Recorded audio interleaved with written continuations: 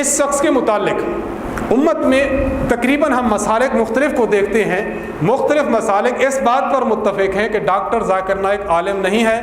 عالم کے روپ میں اس شخص نے تحقیقات کو اپنا تختہ مشق بنایا ہے. اسلام کی جو ریسرچ کے نام پر یہ گفتگو کر رہا ہے, یہ گفتگو سننا آپ کے دین, آپ کے اسلام اور آپ کے نظریات کے لیے یہ بات بہت قابل مضر ہے. پہلی بات, دارالعلوم دیوبند ہمارا مادر علمی اور ہمارا اصل مرجع اور منبع ہے.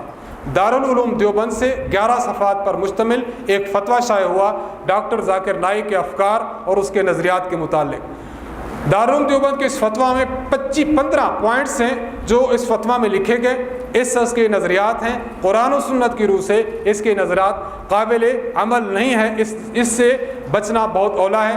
حضرت نے دارالعلوم دیوبند کے فتویٰ میں بات موجود ہے کہ سائنسی تحقیقات سے مرعوب ہے, علماء کو عوام اور مدارس سے برگشتہ کرنے میں مصروف ہے, اور یہ سائنس ہی کو اپنا جو ہے وہ مطمع نظر شخص بنا رہا ہے. اس کی گفتگو اور لیکچر کو سننا انتہائی مضر ہے. کسی مستند عالم سے آپ حضرات پوچھیں اور اس سے پوچھنے کے بعد اس پر عمل پیرا ہوں. دارالعلوم دیوبند والوں نے اس کو قبول نہ کیا.